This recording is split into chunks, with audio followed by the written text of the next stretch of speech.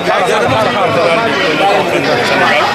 On est aujourd'hui là en présence de tous les produits du Sénégal, en même temps en présence de plateforme des ouvriers du Sénégal pour célébrer la fête des 1er mai, fête qui vraiment rassemble tous les ouvriers.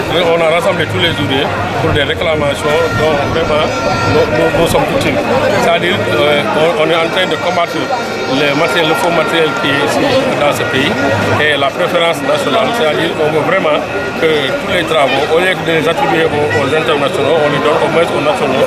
Comme ça vraiment nous allons nous en bénéficier. Parce que des fois on donne des travaux aux Chinois et les Chinois, tu prends un seul Chinois, il est venu, il récupère l'argent du Sénégal et il utilise les ouvriers du Sénégal qui ont fait le travail à sa place. Et tu as vu, c'est ça notre problème.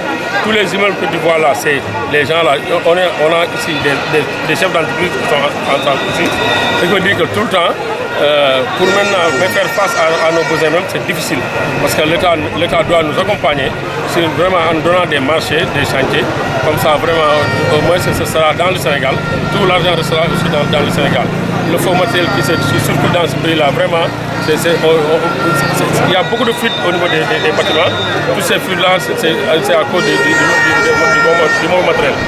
C'est ça, on est là aujourd'hui pour réclamer tous nos droits aussi. Les droits qui nous est dû sur vraiment les travaux qui sont dans ce pays-là. Donc l'État, toutes nos réclamations, c'est vraiment envers l'État.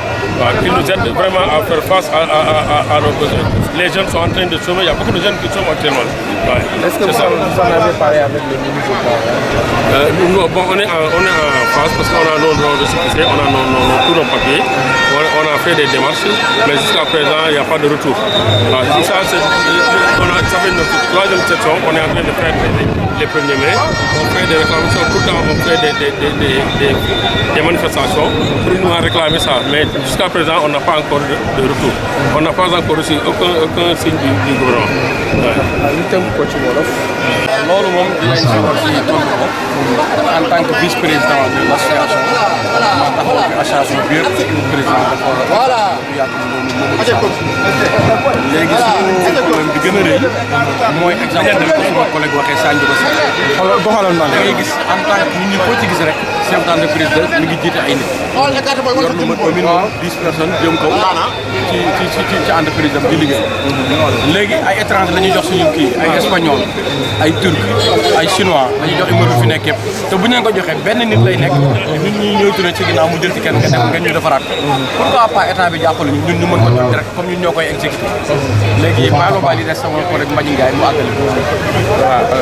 ñu ngi leen di gërëm yéen ñëpp leen wax ni fête du travail moom bu ko waxee rek dafay jëmmal ni liggéeykat yi dañuy ñaxtu li nga xam ne moo doon seen bërëbu liggéeykaay occasion la pour ñun ñi nga xam ne ñoo nekk au chantier au niveau de chantier local am concession bu bees dañoo changé de concession dafa nekkoon di Dakar Live jóge fi am groupe bu bees bu ñëw mu nekk Daymen mu doon loo xam ne dafa motiver travailleurs yi pour que li ñëw suñu kanam ñu gis ni mooy gën a baax ndax dañuy yàgg xeex suñuy droit muy tàggatóom bi léegi nag lii nekk benn nouvelle ère boo xam ni mën nañ ci gis suñu bopp te am nañ ci yaakaar bu baax a baax donc moo tax nga gis mobilisation bi ñëpp ànd nekk benn muy doon loo xam ne vraiment ñun dañ see bëgg tey on a le cœur vraiment tey nii nii rempli parce que li fa neex travailleurs yëpp ñëw retrouver autour de l' essentiel bu defee ñu suñuy ñu ñëw jébbal ko autorité yi delluwaat suñu kër aussi jébbal ko suñuy njaatige su ko defee liy jëm ci kanam mooy gën a neex mooy dàq incha allah.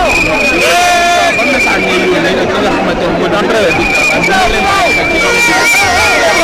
bi ñuy yónnee dañ koy njëkk yónnee monsieur le président de la République di ko remercier si gestion wu comme si pancarte bi nii nga xam ne dafa def benn gestion bu transparente si dossier boobu noonu di lancé woon appel aussi ñuy autorité ñu gën a bàyyi xel travailleurs xam ne secteur boo dem am na ñoo xam ne ñu ngi koy ñaxtu secteur boo dem rek ñu ngi ñaxtu kon donc nañu fexe ba déglu travailleurs yëpp secteur yëpp su ko defee ku nekk ñu waxtaan ak moom xool la muy ndibat bu mënee nekk ñu def ko bu mënul nekk ci ñu waxtaan ko ndax lépp day tourné wu autour donc du dialogue social donc loolu moo lépp solo. la version française par rapport à cette journée du 1er mai? Quelles sont vos revendications? Donc, la journée du 1er mai marque la fête du travail. Qui parle de fête du travail parle de revendications sociales. Donc, nous, au niveau des chantiers navals, on a une nouvelle ère, donc changement de concession. Donc, pour ce, on remercie donc, le président de la République pour la gestion transparente donc, de ce dossier-là. Donc, qui nous met dans une nouvelle ère, vraiment où les espoirs sont au couvert. Donc, nous remercions le président de la République et les attentes sont très fortes par rapport à notre nouveau concessionnaire. Donc, ces attentes-là seront dans le cas de doléance qu'on va remettre ce soir donc, au niveau repreneur. Tout à l'heure, vous avez parlé de la situation de votre entreprise. Quels sont les travailleurs qui rencontrent les travailleurs? Bon, nous, notre situation est une situation particulière parce qu'on vient de changer de concession. Après 25 ans de concession, on a un nouveau repreneur. Donc, ça va nous mettre dans une situation un peu compliquée, mais on a espoir que ça va être vraiment positif parce que les nouveaux repreneurs donc, sont dans une dynamique vraiment intéressante. C'est le plus important.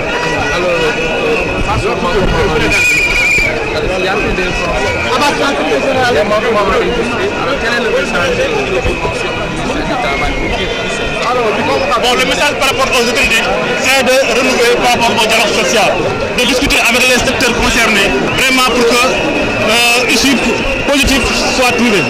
Donc c'est le plus important. Il faut tourner autour du dialogue social pour que tout le monde puisse se retrouver autour d'une table, parler des maux donc des travailleurs et avoir une discussion sincère entre l'État du Sénégal et les travailleurs. C'est le plus important. Moi c'est Abbas Fall, donc je suis le secrétaire général du SAPNA, syndicat autonome des travailleurs du chantier naval. De la situation précaire actuelle dans laquelle elle est. On se rend compte qu'il y a pas mal de travailleurs qui ont été récemment licenciés et d'autres juste ça pour une certaine idéologie politique. Or que les travailleurs ne cherchent qu'à avoir du travail, recouvrer des salaires et retourner ça dans leur famille. Donc en grosso modo, c'est ça l'objectif de la fête actuelle de l'année 2026. Alors, quelles sont les perspectives pour notre sortie de cette rencontre? Bon, les perspectives à prime abord, c'est une augmentation de salaire et revoir en grosso modo le code du travail qui est en train d'être un projet et sur lequel on aperçoit que les employeurs sont plus mis en favori.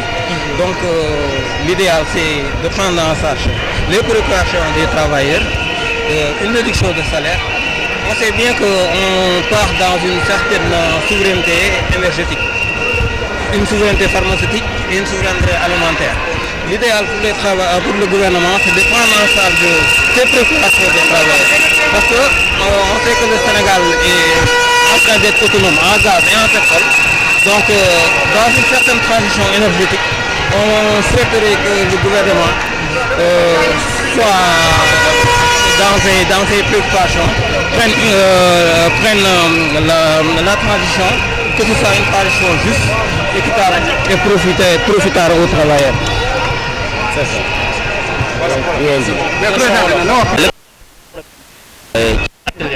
mooy wax seen i mbëbët li nga xam ne moo leen gàllankoor ci seen bërëbu liggéeykaay ak nag syndicat bi ñu bokk syndicat des industries chimiques moo ICS bokk ci ak yeneen entreprise du secteur pharmaceutique ak secteur cosmétique nga am loo xam ne nag suñu ñaxtu bopp la muy li nga xam ne mooy yëngu suñu activité la ci jiitu mooy la préservation des emplois mooy maanaam ñu fexe ba ñuy liggéey bañ a ñàkk seen liggéey moo ci jiitu ba ca topp mooy bu ñu ñàkkulee seen liggéey tamit nañu am loo xam ne mat na bu ñu dundalee seen njaboot muy le renforcement du pouvoir d'achat la ca ñetteel mooy ñu conserver ñu fexe ba bërëbu liggéeykaay yi bañ a tëj loolu mooy yi nga xam ne mooy suñu sabab li nga xam ne nag moo ci topp mooy bërëbu liggéeykaay yi nga xam ne tey état bi am warugar jëmee ci aar leen ci kaw ñu permettre leen ñu continuer seen activité na mu waree la ca topp it mooy mbirum transition énergétique bi ñuy wax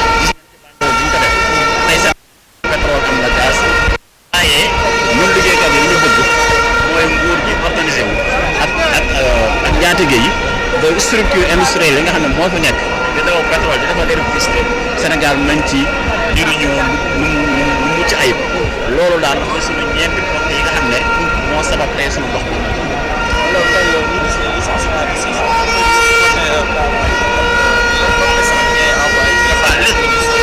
L'essentiellement àndul ak développement économique et social parce que la conservation de l'emploi fexe ba emploi yi toog benn place loolu mooy stabilité sociale ci dëkk Sénégal réew boo xamante ne que nit ñi am nañ leneen lu ñu def entreprise bu ñu leen préserver wu liggéey su amulee borom kër yi du ñu def donc nguur gi lañ koy yokk di ñaax mooy ngir yàlla war a suul na jiital la situation sociale de la famille donc loolu mooy stabilité sociale ci dëkk li tax réew mi ba léegi am situation de stabilité loolu moo ci jiitu balaa nga naan nag da koy nekk mais nit ñi bu ñu koyulee amuñu lu ñu yóbbu seen jamono mais dëkk bu fa nga jëm donc nguur gi nag dellu redoubler d'effort ñi nga xamante ne que newoon nañ ci entreprise yi ñu fexe leen surtout yi nga xam ne secteur gouvernemental la ñu delloo leen seen àq ak seen yelleef loolu dañ ciy insister parce que li nga xam ne wàññi nañ ko ci ay liggéeykat dafa bëri te loolu yanuwul maanaam tey yanuwul maanaam suba liggéeykat yi xajoon nañ ci place yooyu ñu génn xajoon nañ fa te yàquwul nguur gi dara war rawatina nag aar bi ñu war a aar société yi secteur pharmaceutique bi tey ñi ngi wax souveraineté mais secteur pharmaceutique bi tey dañ ko bàyyi nguur gi engagement yi mu jëloon ci société bi ñuy wax MEDIS taxawu ci taxaw ba mu war te loolu suñ ko continuer tamit entreprise yooyu mën na am gàllankoor yu mag te loolu du suñu gënul ci réew mi gënul ci liggéeykat yi tam. Moustapha Diagne laa tudd secrétaire général du SYNTICS syndicat national des travailleurs des industries chimiques et président de la fédération des syndicats pour une transition énergétique. Volonté du président du conseil d'administration donc à écarter le représentant du personnel au niveau du conseil d'administration et ceci sans l'avis du conseil et sans aucune base juridique. Et c'est une affaire qu'on a portée au niveau du médiateur de la République. D'ailleurs même le médiateur a saisi le ministre. Donc aujourd'hui on attend en fait la réponse du ministre de l'Agriculture, de la souveraineté alimentaire et de l'élevage. Donc c'est la non-volonté de la direction générale en fait d'appliquer le décret nous conférant les indemnités de logement que nous a octroyé son excellence M. Bassirou Diomaye Diakhar Faye. Et ceci est un problème. La direction générale nous a fait clairement savoir que nous ne faisons pas partie de ce décret, alors que ce décret parle des agents fonctionnaires et non fonctionnaires. Et parmi ces deux catégories, donc, on ne peut pas nous enlever en fait cette posture au niveau de l'Institut. Donc l'autre aspect, c'est la discrimination qu'est en train de vivre en fait les membres du bureau syndical. Et ceci est une difficulté. Donc soi-disant qu'en fait les délégués du personnel sont syndiqués, donc dans le bureau syndical, donc le directeur général refuse le travail à certains représentants en fait, du personnel. Et ceci est une discrimination encore une fois de plus que l'on dénonce. Et ceci pour le maintien de la cohésion sociale en fait n'est pas acceptable aujourd'hui. Alors vous venez de parler de cette formation. Est-ce que vous en avez parlé avec le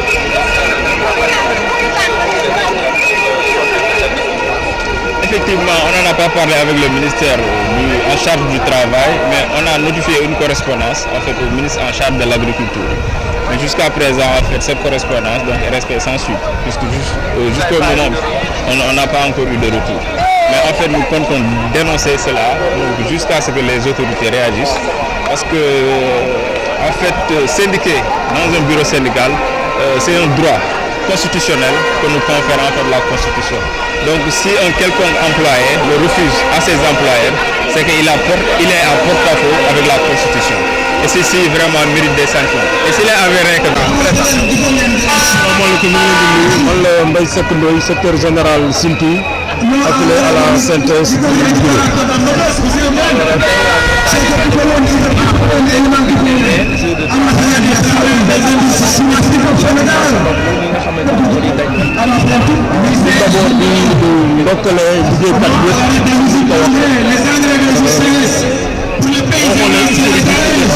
le travail parce que si nous voulons ay bakkan ko pour que ñu mën a am lii pour que ñu mën a am ay conditions yu gën donc bay bakkan ci donc en réalité on s'élève le travailleur donc bu ndokkale travailleurs yëpp di jaajëfal secrétaire général central yi fédération bi vraiment gis nañ seen taxawaay ñu ngi koy rafetlu leen encouragé leen wax ni on est derrière ñun nag syndicat de base yi ONAS bi ñu nekk muy office national de l'assainissement du Sénégal dañu am ñaari ñax yoo xam ni daf ñu ñoxal dañu soxal trop benn bi ci njëkk mooy dañu am ay terrain yoo xamante ni suñu ancien site boo xam ni patrimoine ONAS la bokk ñu dem ba délocaliser foofu dem ci beneen site ñu demandé ko état bi mu jox ñu ko ba ñu am suñu ay baux en bonne et due forme mais depuis fukki at ñu teg ñu ngi daw ci ginnaaw pour mën a entrer en possession ba léegi mu jafeñ donc vraiment ñu ngi profité ci occasion bi di demander une finance solennelle à son excellence pour ñu recevoir ñu wax dëgg-dëgg suñuy jafe-jafe pour mu mën ci di saafara parce que dañu nekk ci secteur boo xamante ni secteur bu sensible parce que assainissement bu jaarulee yoon wér-gu-yaram mënul am wér-gu-yaram bu amulee liggéey du am bu liggéey amulee développement mënul am te dañ yor arme boo xamante ni xam nañ ñi yor moo tax buñ ko fooyee depuis 30 ans qu'on a diffusé ñu suñu gis ONAS dem grève parce que y a des syndicats très responsables yu ko nekk. su premier mai ngeen di def li nga xamante ne nii mooy ay ñax lan ngeen di lan mooy seen mbëbët tey. suñu mbëbët tey mooy rafetlu bépp travailleur defe naa ba si am pour consolider li ngay liggéey sa bërëbu liggéeyukaay li leen naqari ak li leen neex nga wax ko